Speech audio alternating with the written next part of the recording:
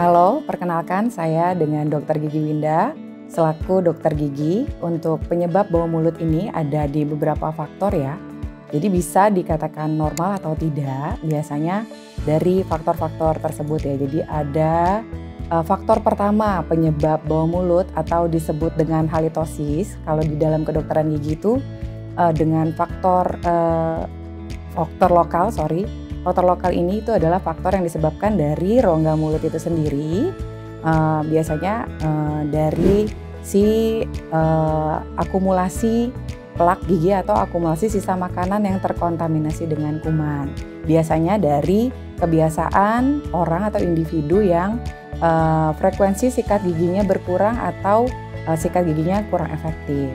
Terus kemudian juga dari plak ini bisa berkelanjutan atau berproses kronis menjadi si karang gigi atau kalkulus yang bisa menyebabkan peradangan pada gusi. Jadi itu yang bisa menyebabkan bau mulut tidak sedap yang berada di dalam mulut.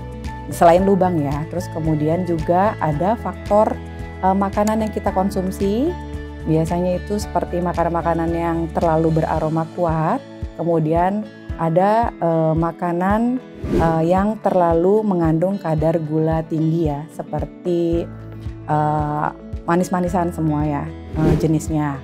Kenapa? Karena kadar gula tinggi di makanan ini bisa menyerap sekresi atau produksi air liur kita. Jadi mulut kita menjadi kering, yang itu menyebabkan akumulasi atau berkumpulnya kuman di dalam mulut sehingga menyebabkan halitosis atau bau mulut.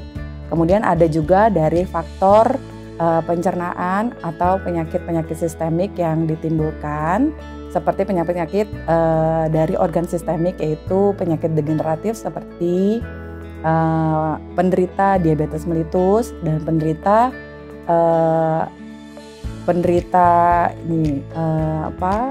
gagal ginjal ya.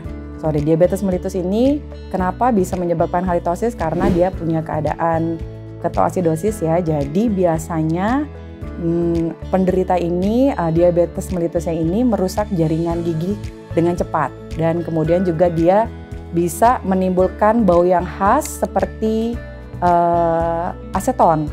Jadi ini yang bisa menimbulkan halitosis atau bau mulut. Sudah gosok gigi rutin tapi masih bau mulut, biasa ada penyebab yang tidak hanya bisa dibersihkan dengan penyikatan gigi ya, penyebab bau mulut atau halitosis ini sendiri. Jadi kalau penyebabnya karena sisa makanan yang terakumulasi dengan kuman, bisa langsung dibersihkan dengan penyikatan gigi. Tapi ada produksi lain dari sisa makanan yang mengeras atau menjadi membentuk material keras yang disebut dengan plak gigi. Kalkulus gigi.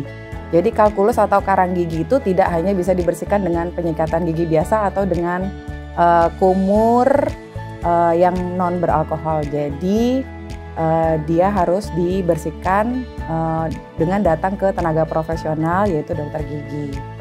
Jadi tidak hanya bau mulut ini tidak bisa hilang hanya dengan penyikatan gigi biasa saja.